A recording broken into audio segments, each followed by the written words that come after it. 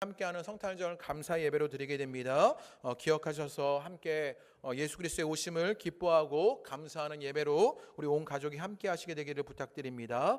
2학기 수요 엣지스쿨이 이번 주 수요일에 종강됩니다. 기억하셔서 한 학기 동안 배운 말씀들을 돌아보시고 또 방학 동안 또 말씀 앞에 다시 한번 우리를 점검하고 세워가는 일들이 있으시게 되기를 부탁드립니다.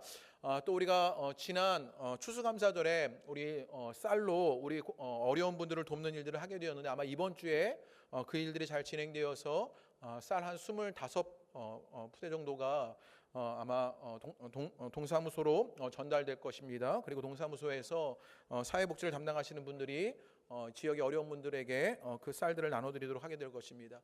정확한 일들이 일어나게 되면 또 여러분에게 알려드려서 귀한 나눔들이 어떻게 있었는지를 그렇게 여러분께 알려드리도록 하겠습니다. 2018년도 12월 교회 일정은 주보를 참조해 주시기를 바랍니다. 우리 성경 말씀 함께 봉독하겠습니다. 오늘 말씀은 디도서 1장 10절에서 16절의 말씀입니다. 디도서 1장 10절에서 16절의 말씀, 우리 계속해서 디도서의 말씀 함께 나누게 되는데요. 이제 바울이 그레데 교회를 디도에게 맡기면서 이제 먼저는 자신이 누구인지를 규정하는 것으로 그 사명을 알려주게 되고요. 그리고 디도에게 맡겨진 그레데 교회에 지도자를 세우는 이야기를 그 앞에 하게 되었습니다. 그리고 이제 오늘은 그 지도자를 세울 수밖에 없는 그 이유들, 그 상황들을 설명하는 것이 10절부터 16절의 말씀입니다. 우리 디도서 1장 10절에서 16절의 말씀을 우리 한 절씩 교독하시고 우리 16절은 함께 한 목소리를 읽겠습니다. 불순종하고 헛된 말을 하며 속이는 자가 많은 중에 할례파 가운데 특히 그러하니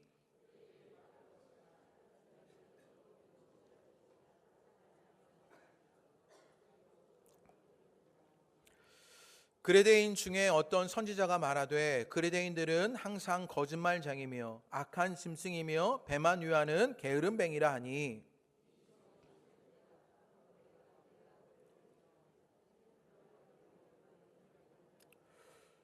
유대인의 허탄한 이야기와 진리를 배반하는 사람들의 명령을 따르지 않게 하려 함이라.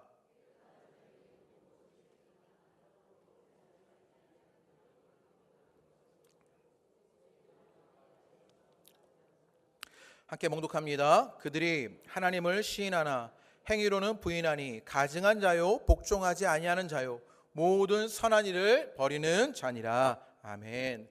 할렐루야. 오늘 예배하시는 여러분 가운데 주님의 은혜가 있으시게 되기를 주님의 이름으로 축복합니다. 우리 옆에 있는 분들에게 반갑습니다. 축복합니다. 그렇게 한번 인사하시죠. 앞뒤에 계신 분들, 옆에 있는 분들에게 반갑습니다. 축복합니다. 네, 오늘 그 아침에 오는데요, 눈이 조금 왔어요. 조금 염려되었습니다. 먼 길 오시는 분들도 계시고 우리 연세 드신 어르신들도 계신데 이렇게 눈이 오는 가운데 나오시는 것이 쉽지 않습니다. 제가 영국에 있을 때, 제가 마지막에 영국에 있을 때 2010년도에요. 영국에 정말 눈이 많이 왔거든요. 영국에 원래 그렇게 눈이 많이 오지 않는 나라인데 그 2010년도만 유독 눈이 많이 온 거예요. 그렇게 눈이 많이 오니까요, 눈이 오면요 라디오에서 방송이 나와요. 그래서 애들은 학교 오지 말라고 방송이 나오고요. 그 다음에 교회는 그때 눈이 많이 왔어요. 4주 동안 예배를 안 드렸어요. 그래서 눈이 오면 예배를 드리면 안 되는 건가? 막 그런 게 굉장히 익숙한데 오늘 그럼에도 불구하고 주님을 만나러 또 함께 예배하러 나오신 여러분들이 참으로 귀하고 참으로 감사합니다. 우리 옆에 있는 분들에게요 참 감사합니다. 그렇게 한번 인사하면 좋겠습니다. 예배를 지켜 나오신 우리 어르신들 또 함께 나오신 분들 감사합니다. 네, 겨울이 되다 보니까 날이 추워서 그런가요? 우리가 약간 경직되기도 하고요. 우리가 약간 이렇게 마음이 더 얼어붙기도 하는데요. 제가 어제 어디 갔더니 그 사회자가요 그렇게 하더라고요. 옆에 있는 분에게 뭐라고 말하라고 그러냐면요, 땡 해주래요. 우리 옆에 있는 분에게 한번 땡 해주시죠. 땡. 네, 그 얼렸던 마음들이요 녹을 수 있도록 땡 해주시게 되기를 바랍니다. 우리의 마음을 녹이고 그렇게 주님 앞에 예배하는 일들이 있게 되기를 바랍니다. 얼마 전에 우리 동네에서 일어난 일인데요, 백석동에 난방 온수 배관이 터져서 안타깝게 돌아가신 분이 계셨고 또 다치신 분이 많이 생겨난 일이 있었습니다. 그 주에 수요 예배 때 집사님 권사님들이 오셔서 지난방에 우리 집에 난방이 안 되었다 그런 이야기들을 하셨고요, 멀리서는요 상암동까지 난방이 안 되고 온수가 안 나왔다 그런 이야기를 저에게 해주셨습니다. 지난주에 그것과 관련된 뉴스를 보니 이런 상황이요 여러 곳에서 일어났던 것입니다. 일산에서도 있었고요, 목동에서 있었고 지난주에는 안산에서도 그런 일이 있었습니다. 그래서 지역난방공사에서 전국에 20년이 넘은 이 온수관을 전수조사했답니다. 그리고 결과를 발표했는데 총 203군데가 이상이 있고 상황이 심각한 12군데는 긴급 점검했다. 그런 기사가 있었습니다. 제가 관심 있게 본 기사는 그 다음 기사였어요. 그 다음 기사가 인상적이었는데 그 온수 배관을 점검하는 그 방식이 문제다. 이런 식의 기사가 그 다음에 바로 그렇게 나왔습니다. 그 기사가 무엇이었냐면 관에 묻힌 지역을 어떻게 검사하면요, 그저 그 관에 묻힌 지역을요 눈으로 훑어보면서 점검한다는 거예요. 고양시의 경우에는요, 그 지역 난방공사가 그 난방을 그 온수관을 점검하는데 차를 타고 다니면서요 눈으로 점검을 하고, 고양시 같은 경우에는 하루에 100km를 점검한다는 거예요. 제가 속으로 고양시에서 하루에 100km를 다닐 수나 있는 것인가? 막 그런 생각을 하게 되었어요. 그리고 1년에 2번은 열 화상 카메라로 점검을 한답니다. 그래서 온도가 달라졌으면 그 지표의 온도에 따라서 이 온수관이 괜찮은지 안 괜찮은지를 보게 되는 것이죠. 그게 1년에 2번. 그래서요 겨울이 되기 전에 또 봄이 되었을 때 그렇게 2번 한답니다. 그래서 이 뉴스의 앵커가 이것을 뭐라고 말했냐면, 이런 방식이 꼭 어떤 것 같냐면 얼굴만 보고 장기를 진단하는 격이다, 이렇게 평가했습니다. 얼굴만 보고 장기를 진단하는 것이죠. 그 안에 무엇이 잘못됐는지를 얼굴만 보고 하는 것입니다. 거의 허준 수준으로 지금 점검을 하고 있는 것입니다. 온수관이 터지는 것보다 더 문제는 제대로 진단이 되지 않고 있는 이 현실이었던 것입니다. 무엇인가 개선이 필요하거나 달라지려고 할 때 그렇게 진단이 정말 중요하구나라는 것을 알게 됩니다. 공부도 마찬가지인데요. 제가 공부를 못하는 이들에게 희망을 주기 위해서 제 이야기를 살짝 해보면, 제가 유학을 가기 위해서 영어 공부를 할 때의 이야기입니다. 유학을 가려고요 영어 학원을 다녔습니다. 영어 학원을 조금 다녔는데 실력이 전혀 안 느는 거예요. 네, 전혀 늘지 않습니다. 제가 논문을 쓸 만한, 그리고 학업을 할 만한 그런 영어 준비를 한 게 아니에요. 제가 기대했던 건 생존의 준비였습니다. 최소한 외국을 나가면 이제 영어를 하면서 물건을 구입하거나 음식점에서 무엇인가를 살 수는 있어야 하지 않냐, 이런 생존의 방식으로 영어를 하고 싶었어요. 그래서 회화학원을 다녔는데 도대체 실력이 늘지를 않고 뭐 하는지 모르겠는 것입니다. 이렇게 저렇게 고민을 하다가 우연히 서점에 갔는데요 책을 하나를 발견하게 되었습니다. 이 책 제목이 끌렸는데 이 책 제목이 뭐였냐면 미쳤다고 영어를 어렵게 공부해. 저에게 딱 적합한 책이었죠. 공부를 안 하는 저에게, 공부가 어려운 저에게 미쳤다고 영어를 어렵게 공부하냐, 이 책이었습니다. 제목이 마음에 들었는데 머릿말을 보니까 더 마음에 들었습니다. 이 책에서 뭐라고 설명하냐면요, 이 책을 그냥 2번만 읽으라고 말합니다. 화장실에서 읽으랍니다. 2시간이면 정말 다 읽을 수 있는 그런 책이었습니다. 제가 용기를 내서 읽어보니까 가장 기초적인 것부터 설명하는 책이었습니다. 단어가 무엇이냐, 영어에서 단어들, 명사가 무엇이고 동사가 무엇이냐, 이런 설명이 있고요. 단어와 단어가 합쳐진 구는 무엇이냐, 그리고 이제 주어와 동사가 있는 절은 무엇이냐, 그리고 그것으로 합쳐진 명사는 무엇이냐, 그리고 시제는 무엇이냐, 뭐 이런 이야기를 하는 아주 간단한 책이었습니다. 그리고서는 영어의 전체 그림을 이렇게 통합적으로 알려주게 되고요, 나머지는 알아서 공부하는 거다, 뭐 이런 식의 이야기를 알려주는 책이었습니다.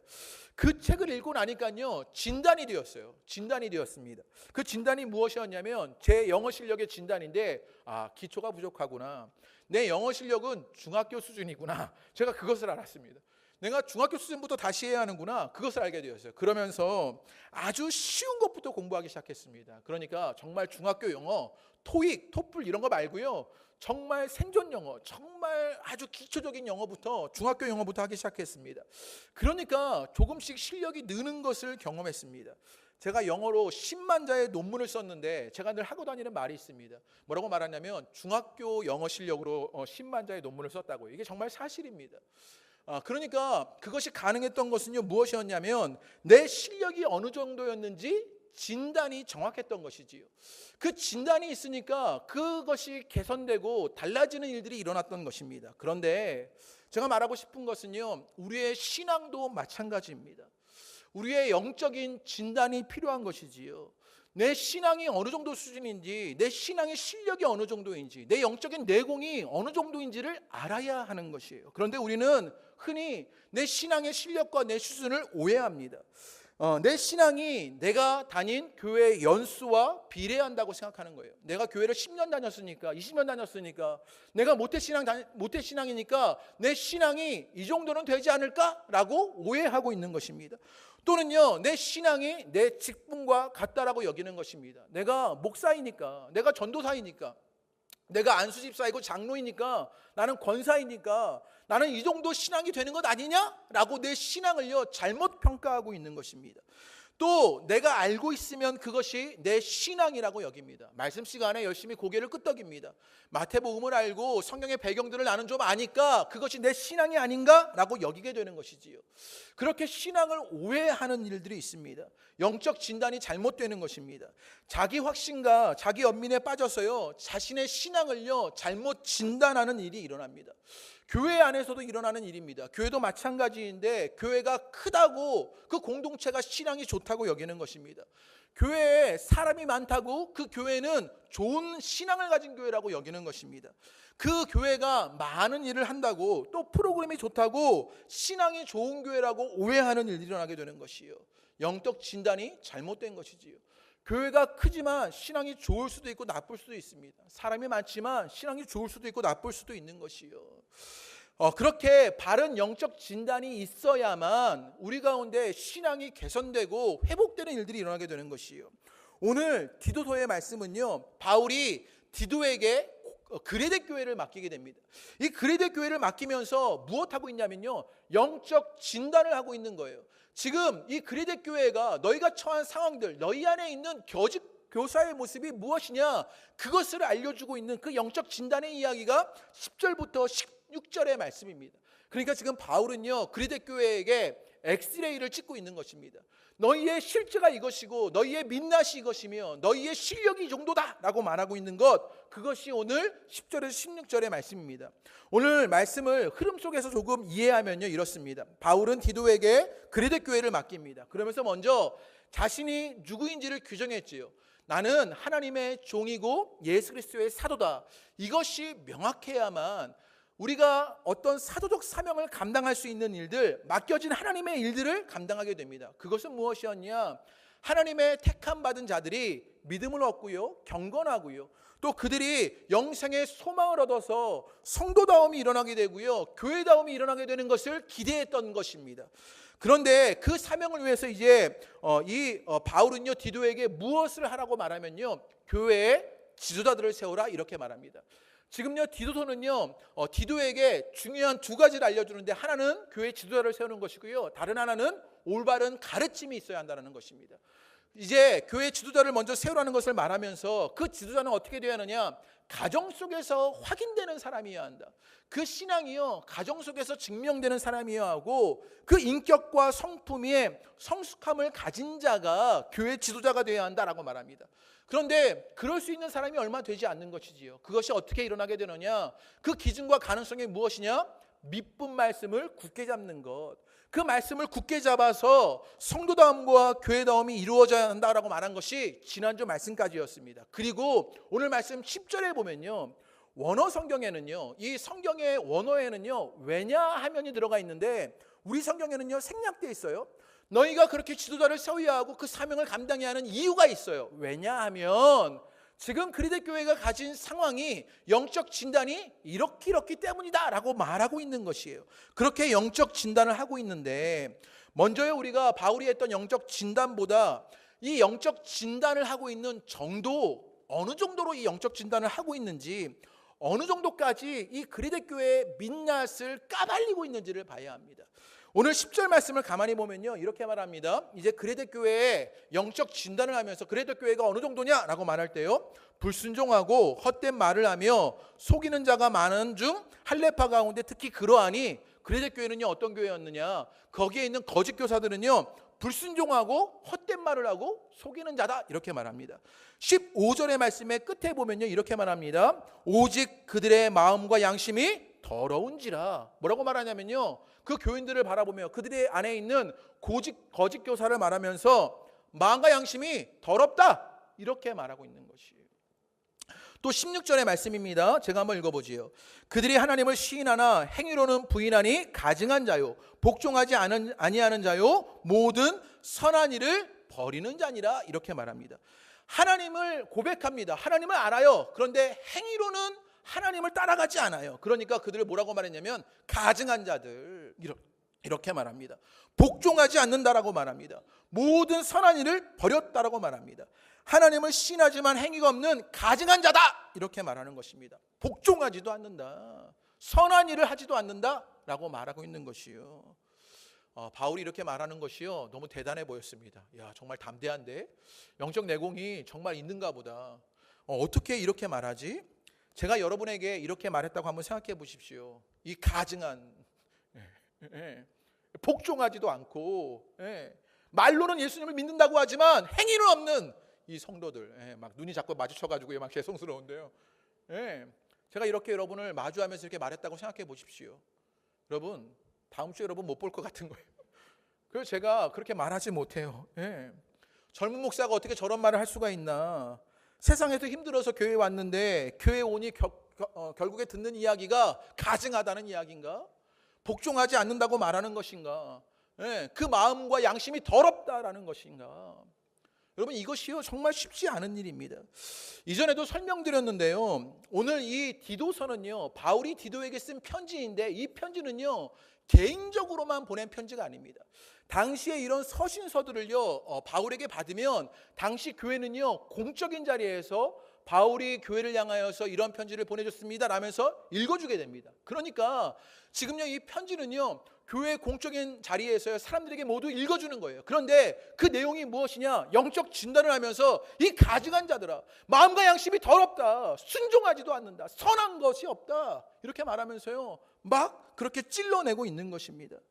이 바울의 진단을 보면요 너무나 날카롭습니다. 이 말이요 아프기까지 합니다. 숨김없이 그들의 민낯을 밝혀냅니다. 너희는 이 정도뿐이다 라고 밝히는 것이지요. 심지어는요 그레데에 있었던 선지자의 말까지 인용하면서 자신의 말을요 인증을 받습니다. 12절 말씀 한번 읽어볼까요? 우리의 본문 12절의 말씀을 다 같이 읽어보겠습니다. 시작. 그레데인들은 항상 거짓말쟁이며 악한 짐승이며 배만 위하는 게으름뱅이라 하니, 여기에요 어떤 선지자가 이런 말을 했다라고 말하면서 인용했던 것입니다. 그런데 여기에서 말하는 선지자는요 성경이 말하는 선지자를 말하는 것이 아니라 BC 6세기경에 그레데에 있었던 한 종교적인 선생을 말합니다. 이 사람이요 아주 유명한 사람이고요, 이 사람이 예언도 하고요 이적도 많이 일으켰답니다. 그래서 한때는요 이 그레데에서 이 사람을요 신적 존재로 인정하고 이 사람에게 제사를 지내기까지 한, 그러니까 그 당시에 그레데에서 아주 지혜로운 자다라고 존경을 받는 그 사람을 선지자라고 말합니다. 이 사람이요 에피메니데스라는 사람인데요, 이 사람의 말을 인용하는 거예요.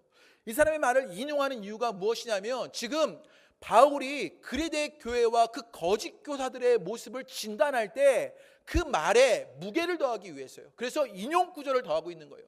야, 그레데에 있었던 선지자들도 너희를 향해서 이렇게 말하지 않았냐? 이렇게 말하는 것입니다.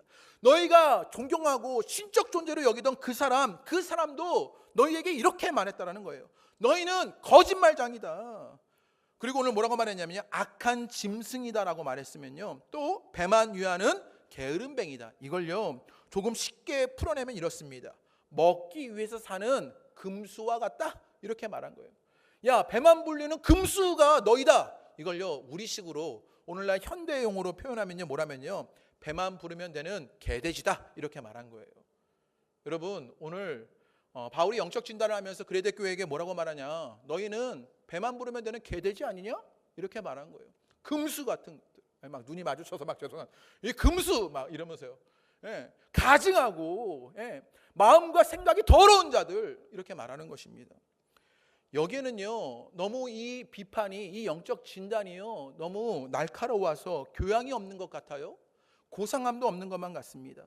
자신을 비하하는 듯 하고요, 이 말이 굉장히 혐오적인 합니다. 이런 말을 듣는 것이요 비참하게 느껴지고, 이런 대접을 받는 것이요 못마땅할 수도 있습니다. 그런데 오늘 말씀을 잘 봐야 합니다. 바울은요 이 고상하지도 않고 교양 없는 이 영적 진단을요, 그레데 교회를 향해서, 그 거짓 교사를 향해서 냉철하게 말합니다. 왜냐하면 이런 냉철한 영적 진단이 없으면 개선이 불가능하기 때문입니다. 치료가 불가능하기 때문입니다. 오늘날 사탄의 전략은 무엇이냐?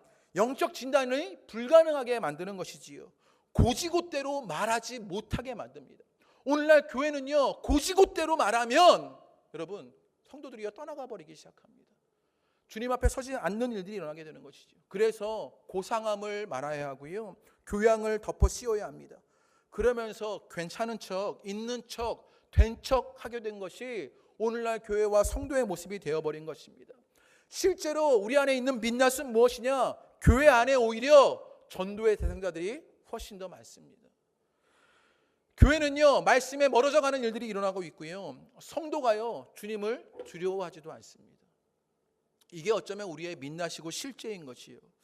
이번 주에 금요기도회에 이종화 목사님이 설교를 하시게 되었는데, 이종화 목사님이 어떤 설교를 하셨냐면요, 이종화 목사님이 에스라 신학교에서 1년 동안 공부를 하였는데, 내가 목사가 되었고 이전에도 신학을 하였지만 에스라 신학교에서 1년을 더 공부해 보니 내가 예수님을 안다고 생각했는데 내가 알고 있었던 예수님은 잘못 알고 있었던 것이었다, 이런 고백을 합니다.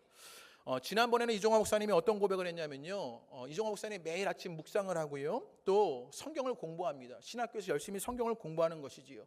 그런데 가만히 나를 들여다보니 나는요, 말씀을 좋아하지 않는 사람이라는 거예요. 그 말이 공감이 됩니다. 우리도요, 말씀을 듣고요, 말씀을 찾아야 한다고 생각하지만 우리는요, 말씀을 좋아하지 않는 사람입니다. 냉철한 영적 진단 아닙니까? 내 실제가 무엇인지, 내 민낯이 무엇인지 영적으로 진단하고 있는 것입니다. 이번 주에는 이종화 목사님이요, 이사야서에 나오는 종의 노래를 말씀하였습니다. 이사야서의 말씀에 보면요, 예수님이 찾아오시는데 그 예수님은 누구에게 찾아오시는 예수님이냐? 상할 때를 꺾지 않고 꺼져가는 등불도 끄지 않고 그들에게 찾아오신 분이 예수님이라는 거예요. 그런데 기도하는데 제 마음에 드는 생각이 있었습니다. 그것이 무엇이었냐면요, 우리는요, 상할 때 꺼져가는 등불이라고 여기면서요, 그 예수님이 찾아오신 것을요, 좋아합니다. 그런데 가만히 바라보니까요, 제가 기도해 보니까요, 우리는요, 상할 때나 꺼져가는 등불이 아닌 것이에요. 나를 가만히 바라다 보니, 실제로 나의 내면을 가만히 들여다보니요, 나는요, 상할 때는 꺼져가는 등불이 아니라 그 갈대를 상하게 만드는 자들이었습니다. 나는요, 등불을 꺼트린 자가 나였음을 보게 되는 것이요. 우리는 흔히요, 성경의 이야기를 들으며 혀를 찹니다. 예수님 시대의 바리새인과 율법주의자들을 욕합니다. 어떻게 저렇게 살아갈 수 있느냐? 제자들을 욕하고 과부들을 욕하고 가난한 자들을 욕했던 그 바리새인과 율법주의자들을 혀를 차면서 욕을 하는데, 가만히 바라보면요, 우리는 그들보다 말씀에 무관심한 사람들입니다. 우리는 그들보다 말씀을 어렵다고 여기면서 내 신앙생활과 상관없이 말씀을 여기고 있습니다. 또는요, 그저 말씀은 다른 진리와 다름없다고 여기면서 말씀을요, 조언이나 교훈 정도로 전략시켜버리는 것이 우리들의 모습입니다. 나는요, 상할 때나 꺼져가는 등불이 아니라 그 갈대를 꺾은 자이고 그 등불을 꺼트린 자임을 보게 되는 것이에요. 여러분, 지난 한 주 동안 말씀 읽으셨습니까? 말씀 앞에 나를 냉철하게 바라다보는 시간이 여러분 가운데 있었습니까? 내가 그리스도인이라고 말하는데 그 말씀 앞에 나를 바라보는 시간이 얼마나 있으셨습니까? 교회를 10년 다니셨습니다. 20년 다니셨습니다. 내가 직분이 있습니다. 성경 일독 해보셨습니까? 주님을 사랑한다고 말은 합니다. 그런데 주님을 전하신 적이 있습니까? 예배에 나오면서 주님을 찬양하고요, 그 주님이 나를 위로해 주기를 말하지만, 그 주님이 좋은 분이라고 생각하고 살지만 그 주님을 전한 적이 있습니까? 무엇을 생각하고 무엇을 하면서 한 주를 사셨습니까? 여러분이 정말 두려워하는 것은 주님입니까? 돈입니까? 돈이 없는 것이 두렵습니까? 주님이 없는 것이 두렵습니까? 그러면서 우리는요, 교회를 욕합니다. 그러면서 우리는 주님의 구원을 말합니다. 주님께 복을 구합니다. 그리고 우리의 자녀들이 신앙생활 잘하기를 기대하는 것이요, 무엇인가 모순된 것 같지 않습니까? 우리 안에 있는 도둑놈 심보가 무엇인지를 보게 되는 것 아닙니까? 가만히 생각해 보니 성도가 빠지는 두 가지 잘못된 길이 있는 것 같습니다. 하나는 자기 확신입니다. 신앙생활을 열심히 하는 분들 가운데 이 자기 확신에 빠지신 분들이 많이 계십니다. 내 믿음을 확신하는 것이지요. 이 정도면 이렇게 하면 됐다라고 여기는 것입니다. 다른 하나는 무엇이냐면 자기 연민입니다. 나는 힘들고 어렵다, 나는 불쌍하다 여기면서요, 나를 상응할 때와 꺼져가는 등불로 비유하면서 자기 연민에 빠져버린 것이 우리들의 모습입니다. 그런데 성경은요, 우리가 확신해야 할 것은 주님의 말씀이라고 말합니다. 우리가 연민을 가지고 바라봐야 할 것은 내가 아니라 이웃이고 남이라고 이야기하는 것이에요.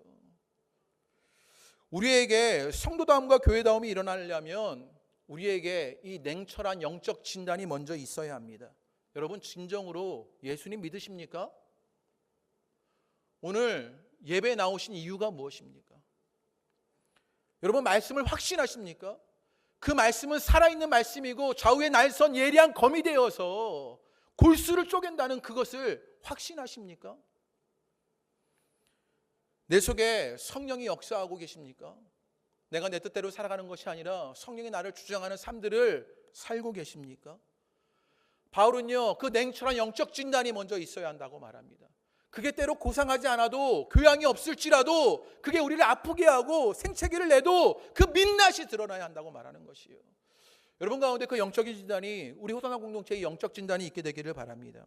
그러면 바울이 이 그레데 교회에 이 영적 진단으로 파악한 내용이 있는데 그 내용이 무엇인가를 보면 우리 10절 말씀 한번 읽어보겠습니다. 10절을 다 같이 읽어보시지요. 시작. 불순종하고 헛된 말을 하며 속이는 자가 많은 중에 할례파 가운데 특히 그러하니라. 지금요, 그레데 교회에는요, 성도를 파괴하고 교회를 무너뜨리는 거짓 교사들이 있었습니다. 그들 가운데 있는 특징이 무엇인지 알려주는데 불순종하는 자다, 헛된 말하는 자다, 속이는 자다, 이렇게 말하는 것입니다.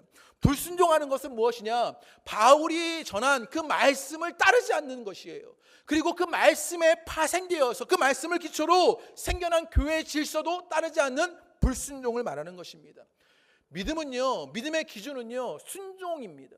그 순종하는 것이냐 아니냐에 내 믿음의 기준들이 있는 것이요. 또 뭐라고 말하냐? 헛된 말이라고 말합니다. 원어 성경을 보니까요, 원어적 의미의 이 헛된 말이 무슨 뜻이냐면요, 무익한 수다쟁이다, 게으른 말쟁이다, 이렇게 말했어요. 한글에 있는 다른 번역본을 보니까 뭐라고 말했냐면요, 토론을 일삼는 자, 이렇게 말했어요. 여기서 헛된 말을 한다는 건 무엇이냐면요, 말뿐인 자, 그래서요 알맹이가 없어요. 공허하고 의미 없는 일들만 말만 하는 것이에요. 교회가 얼마나 말 때문에 어려움을 당합니까? 그 말만 왕성하다는 거예요. 여러분, 말씀은요, 시간이 걸려도 살아있는 능력이기 때문에요, 분명한 결과를 이루어냅니다. 그런데요, 교회가 헛된 말뿐이에요. 공허한 말들만 계속하면서 아무런 결과가 없는 것이지요. 그러면서 속이는 자라고 말합니다. 내용이 없는 것뿐만 아니라 속이려고 하는 그 모습, 그 특징들을 가지고 있다는 거예요. 그런데 이들을요, 뭐라고 통칭해서 말했냐면요, 할례파 중에 그런 사람이 많다, 이렇게 이야기합니다. 그러니까 그렇게 속이는 자, 거짓말을 하는 자, 그렇게 헛된 말 하는 자가 누구냐면요, 할례파 중에 많다라고 이야기하는 거예요. 그러니까 이 할례파는 누구를 말하는 것이냐면요, 이 그리데 교회는요, 유대인 가운데, 그러니까 그 민족적 특성이, 민족적 바탕이 유대인이었어요. 그런데 나중에 예수를 믿어서 그리스도인이 된 사람이 있어요. 그런데 이 유대인들은 끊임없이 무엇을 하느냐? 율법을 지키는 사람들이에요. 그래서 율법에 무엇을 지켜야 우리가 구원받느냐라고 말하면 할례를 받아야 구원받는다, 이렇게 말하는 거예요. 그런 사람들을 할례파라고 말합니다. 복음이면 충분한데 할례가 필요하다라고 말하는 사람들이 있다는 것이에요. 이들이 말하는 내용을 봐야 하는데요, 순종하지 않고 헛된 말을 하고 속이는 할례파는요, 무엇이라고 말하냐? 복음으로 충분하지 않고 더하여서 무엇이 필요하느냐? 할례가 필요하다, 이렇게 말하는 것입니다. 그러니까 복음 플러스 알파가 있어야 된다라고 말하는 거예요. 말씀 플러스 알파가 있어야 된다라고 주장하는 사람이 있다는 것입니다. 이 할례파를 봐야 하는데, 이 할례파는요, 뭘 주장했느냐? 복음 플러스 율법에 할례가 있어야 한다, 그러면서 할례를 강조합니다. 그러면 이들이 할례를 강조하면서 일어나게 되는 일이 무엇인가를 봐야 하는데, 뭐라고 말하는 것이냐면요, 너희는 복음뿐이지 말씀뿐이지 우리는 할례도 받는다, 이렇게 말하는 거예요. 나쁜 것 같지 않지 않습니까? 야, 이왕이면 복음에 말씀에 할례까지 받아서 플러스 알파가 있으면 더 깊이 있는 신앙이 된 것 아닌가? 이왕이면 할례까지 받지, 이렇게 생각할 수 있는 것이에요. 그런데 여러분, 이 할례가 만들어내는 것이 무엇인지를 봐야 하는데, 여러분, 할례를 받는 자들이 있는 것이에요. 그러면 할례를 받는 사람과 할례를 받지 않은 이로 무엇이 만들어지냐면 차이가 생기기 시작합니다. 지금요, 할례를 받는 특별한 사람과 할례를 받지 않는 사람, 시시한 사람으로 차이가 생기면서 교회에 계층이 생기기 시작하는 거예요. 나눠지기 시작하는 것이지요.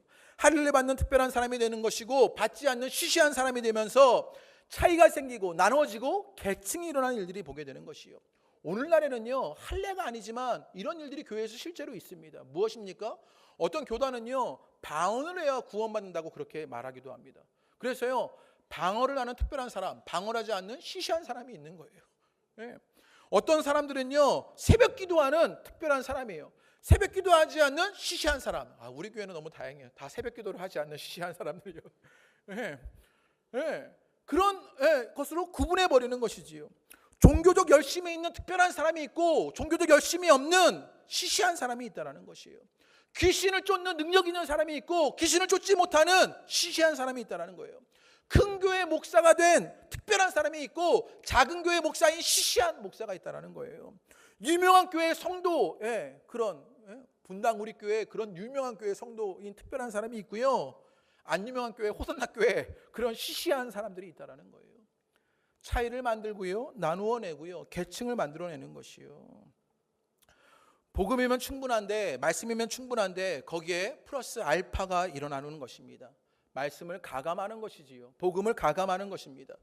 여러분, 사탄의 전략은 말씀을, 복음을 가감합니다. 창세기에 보면 뱀이 하와에게 유혹할 때 말씀을 가감합니다. 하나님은요, 선악과를요 먹지 말라라고 이야기했어요. 그런데 뱀은 하와에게 뭐라고 말하냐면 먹지도 말고 만지지도 말아라. 그렇게 말씀을 더해 버립니다. 그리고요, 결코 죽지 아니할 것이다, 이렇게 말씀을 바꿔버려요. 하나님은요, 선악과를 먹으면 결단코 죽으리라 라고 말씀하셨어요. 그런데 죽지 않을 거다라고 말씀을 변화시키게 되는 것이요. 그러면서 그것으로 무엇을 하려고 하느냐? 차이를 만드는 것입니다. 나누어내는 것입니다. 계층이 생기는 것입니다.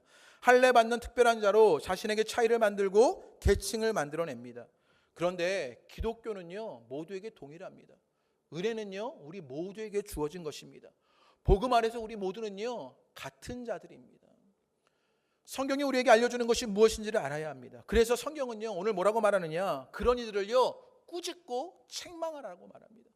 그런 거짓말하고 헛된 말을 하면서 순종하지 않는 그 속이는 자들, 그 할례파들을 어떻게 하느냐? 꾸짖고 책망하라고 말하는 것이요. 그러면서 이유를 덧붙이는데 우리 14절 말씀 한번 읽어보겠습니다. 그들이 그러고 있는 이유가 무엇이냐? 우리 14절 말씀 한번 읽어보겠습니다. 시작. 진리를 배반하는 사람들의 명령을 따르지 않게 하려 함이라. 그들이요, 지금 따라가게 만들려고 싶은 것이 있어요. 그것이 무엇이었냐면 유대인의 허탄한 이야기와 진리를 배반하는 사람들의 명령이었던 것이에요. 그 사람들은요, 순종하지도 않고 거짓말하고 속이는 그것으로 할례파로요, 플러스 알파를 주장하면서요, 무엇하려고 했냐면 유대인들의 허탄한 이야기를 따라가려고 했고요, 또 진리를 배반하는 사람들의 명령을 쫓아가려고 만들렸다는 것이에요. 유대인의 허탄한 이야기, 이것이 무엇인가를 조금 풀어보죠. 영어 성경에 보니까 Jewish myth, 이렇게 발음이 좀 안 돼요. 중학교 영어 수준밖에 안 돼가지고요. Jewish myth라고 얘기했어요. myth라고 말하는 건 신화를 말하는 것이지요. 그러니까 유대인들의 허탄한 이야기는 무엇이냐면요, 지금 유대인들의 신화를 쫓고 있다는 거예요. 이 사람들이 그 유대인들의 신화를 쫓아가게 한다는 거예요. 제가 신화라는 말의 뜻을 찾아보니까 이렇게 말합니다. 보편적 상징으로 인류의 공통된 집단 무의식에서 발로된 원형 상징의 이야기, 이게 신화라는 거예요. 우리의 생각 속에요, 집단의 무의식 속에 이게 된다라고 여기는 어떤 생각들이 있는 거예요. 그게 신화라는 것이지요. 한국 사회에는요, 이런 신화가 있습니다. 어떤 신화가 있냐면요, 부동산 신화가 있지요. 돈이 남아돌면 어디에 투자해야 합니까? 아파트에 투자해요. 땅을 사야 해요. 그러면 손해보지 않아요. 이 부동산 신화로, 강남 불패 신화를 살아가는 것 아닙니까? 아파트로 손해보지 않는다라는 신화를 갖게 되는 것이요. 한국 사회는요, 또 어떤 신화가 있냐면 대학의 신화가 있습니다. 서울에 있는 대학 나오면, 스카이 대학 나오면 우리 자녀들 잘 산다. 그래서 길을 쓰고 좋은 대학을 보내려고 애쓰지요. 신앙의 일보다 좋은 대학을 가는 것이 훨씬 더 중요합니다. 왜냐하면 무엇을 쫓는 것이에요? 이 신화를 쫓는 것입니다. 말씀의 신비가 아니라 신화를 쫓아 살아가는 일들이 있다라고 말하는 것이에요. 그레데 교회에 유대인들의 신화가 있었다면 우리 시대에도요 기독교 신화가 있습니다. 예수님 믿으면 부자 된다라고 말합니다. 예수님 믿으면 건강한다고 말합니다. 예수님 믿으면 자녀가 잘 된다고 말합니다. 그러면 여기 계신 여러분들은요 다 예수님 안 믿는 겁니다. 네. 제가 보니까 우리 중에는요 그렇게 성공한 분도 아주 건강한 분도 자녀가 잘 된 분도 별로 없으신 것 같아요. 우리는 예수님 안 믿는 거지요. 이게 뭐라고요? 말씀의 신비가 아니라 신화라고요. 예수님 잘 믿으면 성공한다. 이것은 유대인의 허탄한 이야기, 신화와 마찬가지라고 말하는 것이요. 여기서 바울은 그들의 주장을 뭐라고 말하냐면 진리를 배반하는 사람들의 명령이라고 평가합니다.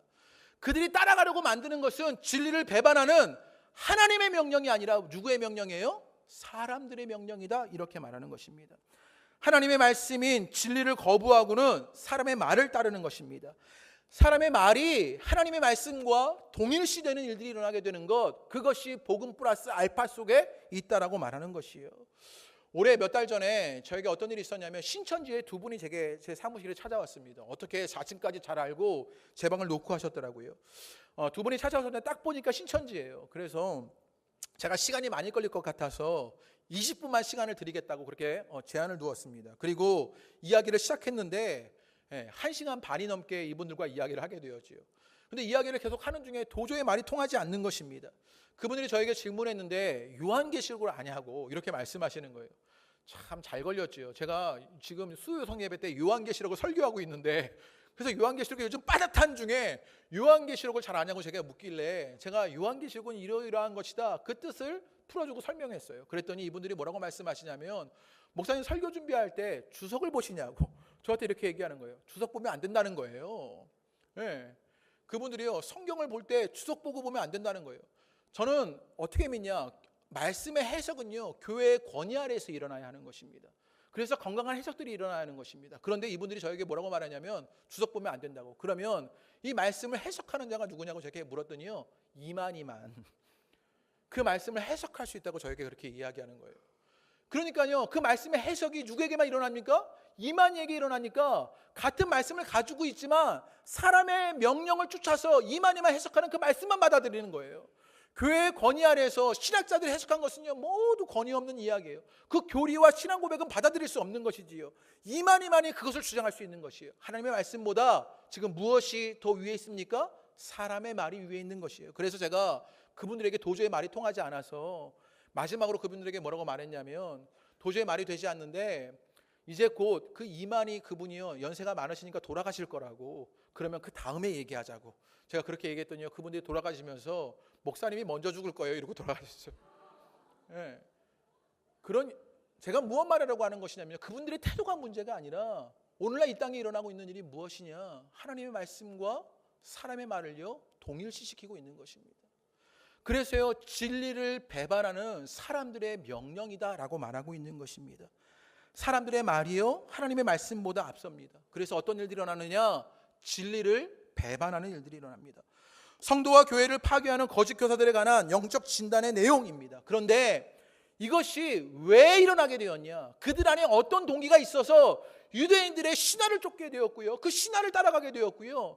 또 그들이 왜 진리를 배반하는 사람들의 말을 쫓아가게 되었냐? 그 안에 있었던 어떤 동기가 있었느냐를 알려주게 되는데요. 11절의 말씀입니다. 우리 다 같이 한번 읽어보겠습니다. 11절 읽겠습니다. 시작. 그들의 입을 막을 것이라. 어떤 자들이 더러운 이득을 취하려고 마땅하지 아니하는 것을 가르쳐 가정들을 온통 무너뜨립니다. 그들이 마땅하지 아니한 것을 가르치는데 가르치는 동기가 있었어요. 무엇이냐면요 11절에 뭐라고 말해요? 더러운 이득을 취하려고 했다. 이들이요 그 신화를 따라가고 사람들의 말을 쫓는 것은요 무엇 때문이었냐? 더러운 이득을 취하려고 했던 것이죠. 그들의 관심은요 진리가 아니라 실리였습니다. 내가 무엇 생기느냐, 내가 무엇 얻느냐, 진리를 쫓아가는 것이 아니라 실리의 이익을 쫓아가는 것이 이들이었다라고 진단하고 있는 것입니다. 그들은요 그 진리의 명예를 쫓으려고 했습니다. 권력을 얻으려고 했습니다. 돈을 얻으려고 했지요. 진리의 말씀보다 진리를 쫓는 일들이 일어났던 것입니다. 이들을 잘 봐야 하는데, 여러분 16절의 말씀에 보면요, 이들은요 16절에 뭐라고 하면 그들이 하나님을 시인하나 라고 말해요. 하나님을 알아요, 몰라요? 하나님을 아는 자들이에요. 이들은요 교회 안에 있는 사람들입니다. 그런데 이들은요 뭘 해요? 신화를 쫓고요, 뭘 해요? 진리를 배반하고 사람의 말을 쫓아요. 오히려 이들은요 열심까지 있었습니다. 그래서 철저히 율법까지 지키자, 플러스 알파까지 하자라고 말하면서 할례를 강조하는 사람이었습니다.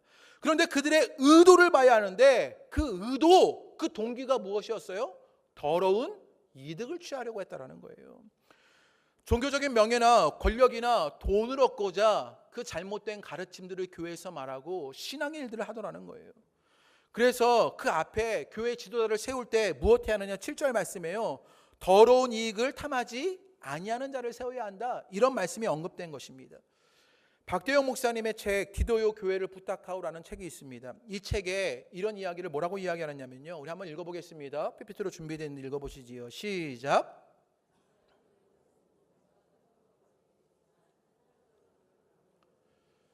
만약에 그들이요, 그 거짓된 교사들이요 잘못 알고 있었다면 권명과 설득으로 그들을 바꿀 수 있다고 말해요. 그런데 여러분, 탐욕스러운 의도를 바꾸는 건요 정말 쉽지 않다고 말하는 것이요.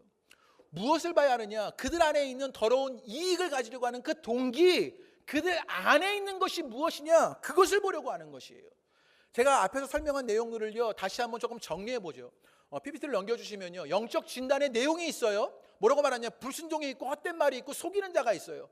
그것을 말미암아 제가 설교하진 않았는데 오늘 말씀해 보면요, 결과로 어떤 일이 일어나냐면요, 가정이 파괴되고요, 하나님을 시인하나 행위로는 부인하는 일들이 일어나게 되었습니다. 이런 사람들을 뭐라고 말했냐면 할례파라고 말했어요. 복음 플러스 알파가 필요하다, 말씀 플러스 알파가 필요하다. 이것으로 차이를 만들어내고 나누고 계층을 세우려고 했던 것입니다. 그런데 이들이 쫓는 것은 무엇이었냐, 유대인들의 신앙이었다는 거예요. 진리를 배반하는 사람들의 명령이었다는 거예요. 사람의 말을 하나님의 말씀과 동일시켜서 진리를 배반하고 진리를 쫓으려고 했던 것이에요. 그래서 그들은 뭘 취하려고 했냐면 더러운 이익을 취하려고 했던 것이지요. 그런데 무엇을 봐야 하느냐, 그 안에 있는 의도가 무엇이냐를 봐야 한다고요.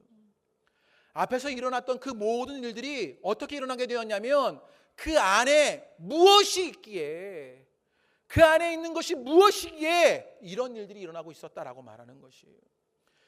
그 마음과 중심에 무엇이기에 그런 일들이 일어나고 말하는 것입니다. 우리 15절 말씀을 읽어보면 이것이 더 명확하게 보이는데요, 우리 15절 한번 읽어보겠습니다. 다 같이 15절 말씀을 읽어보시지요. 시작. 깨끗한 자들에게는 모든 것이 깨끗하나 더럽고 믿지 아니하는 자들에게는 아무것도 깨끗한 것이 없고 오직 그들의 마음과 양심이 더러운지라.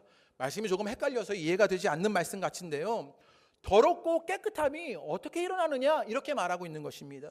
그들의 거짓 교사들은요 뭐라고 말했냐면 할례를 받아야 한다, 할례를 받아야 그 증거로 깨끗하다 더럽다라고 구분할 수 있는 기준이 된다, 이렇게 말한 것이에요. 어떤 종교적인 절차가 있고 의식이 있어야 깨끗하고 더럽게 되는 것을 알 수 있다라고 말하는 것이에요. 그런데 바울의 지적은 무엇이냐, 오직 그들의 마음과 양심이 더러운지라, 이렇게 말해요. 무엇이라고 말하는 것이냐면요, 그 안에 있는 것이 무엇인지를 봐야 한다, 이렇게 말한 것입니다. 이 말씀은요 예수님이 하신 말씀과 너무나 흡사한 말씀인데요, 우리 마가복음 7장 15절에서 16절의 말씀 한번 읽어보겠습니다. 우리 마가복음 7장 15절 16절 말씀 읽겠습니다. 시작. 무엇이든지 밖에서 사람에게로 들어가는 것은 능히 사람을 더럽게 하지 못하되 사람 안에서 나오는 것이 사람을 더럽게 하는 것이니라 하시고. 밖에서 사람에게로 들어가는 것은요 사람을 더럽게 할 수 있어요, 없어요? 없어요. 안에 무엇이 있느냐가 우리를 더럽게 하거나 깨끗하게 한다고요. 바울이 지금 이야기를 한 것입니다. 너희가 깨끗하고 더럽냐라는 그 의도, 그 동기, 네 마음 안에 있는 것이 무엇이냐라고 묻고 있는 것이에요. 거짓 교사들, 그 신앙을 쫓았던 것들, 사람의 명령을 쫓았던 것들, 그 더러운 이익을 취하려고 했던 그 안에 의도와 동기, 그 안에 있는 것이 무엇이냐라고 묻고 있는 것입니다. 그래서 잠언 말씀에는요 이런 구절이 있습니다. 다 같이 읽어보시지요. 시작. 모든 지킬 만한 것 중에 더욱 내 마음을 지키라. 생명의 근원이 이에서 납니다. 뭘 지키래요? 마음을 지키랍니다. 거기서 뭐 하시나요? 생명의 근원이 이에서 나온다고 말합니다. 우리의 마음에 무엇이 있느냐가 생명의 역사를 일으킨다고 말하게 되는 것이요. 밖에서요 아무리 화려한 그리고 무언가 거룩해 보이는 종교적 절차가 있고 의식이 있어도 또 때로 그 종교적인 열심히 내도 밖에서 무엇이 와서 내가 깨끗해지고 더러워지는 것이 아니라는 사실입니다. 외부에서 오는 것이요 사람을 더럽게 하지 못합니다. 마음과 양심이 더러운 사람은요 만지는 모든 것이 더러워진다고 말합니다. 결국 중요한 것은 무엇이냐? 안에 있는 것. 내 마음에 있는 중심, 그 마음과 양심이 무엇에 사로잡혀 있느냐라고 말하는 것이요. 내 안에 있는 것으로 일어나는 것입니다. 누가복음 11장 41절의 말씀을 마지막으로 한번 읽어보겠습니다. 시작. 그러나 구제하라. 그러면 모든 것이 너희에게 깨끗하라. 우리가 무엇인가 종교적 행위를 합니다. 구제를 합니다. 그런데 무엇을 하는 것이요? 더러운 이익을 위해서가 아닙니다. 무엇이요? 내 안에 있는 것. 그 모든 것이요 너희를 깨끗하게 한다고 말합니다. 마지막으로 여러분에게 질문 한번 해보겠습니다. 여러분 안에 무엇이 있습니까? 지난 한 주간 여러분 마음과 중심에 무엇을 담아두고 살아가셨습니까? 여러분 안에는 무엇이 있습니까? 말씀을 마치려고 합니다. 우리는요 냉철하게 영적 진단이 필요합니다. 말씀의 복잡한 가지들을요 다 쳐버리고요 마지막 하나를 여러분에게 말씀드리고 싶습니다. 여러분 중심을 보셔야 합니다. 내 안을 봐야 합니다. 내 마음에 무엇이 있는지를 여러분 점검해 봐야 합니다. 여러분 안에 무엇이 있습니까? 자기 확신과 자기 연민에 빠져 있는 나를 발견하는 것 아닙니까? 더러운 이익을 취하려고 일어났던 내 종교적 열심들은 그 모든 동기들은 어떤 더러운 이익 때문에 일어났던 일들은 아닙니까? 우리를 돌아봐야 하는 것이요. 대강절에 우리에게 찾아오신 예수님이 여러분 중심에 계시기를 주님의 이름으로 축복합니다. 그분이 전해주신 말씀이 여러분 속에 있게 되기를 주님의 이름으로 축복합니다. 내 속에 진리의 예수님이 없다면, 진리의 말씀이 없다면 입을 막고 엄히 꾸짖음을 당해야 하는 것입니다. 그것이 오늘 디도서가 우리에게 알려주는 말씀입니다. 오늘 말씀을 듣는 여러분 가운데 내 안에 있는 것이 무엇인지, 내 마음의 중심에서 무엇이 의도하고 있는 것인지, 내가 오늘 예배드리고 내가 사역하고 내가 찬양하고 내가 주님 앞에 봉사하는 일이 무엇 때문인지 여러분의 안을 들여다보는 여러분 되시기를 바랍니다. 우리 함께 찬양하시지요. 우리 내 안에 사는 이 함께 찬양하시면서 정말로 우리 안에 예수 그리스도가 계시게 되기를 원합니다. 더러운 것들이 다 사라져버리고요 내 안에 주님이 계시는 것으로 주님의 일들이 나타나며 보여지게 되기를 원합니다.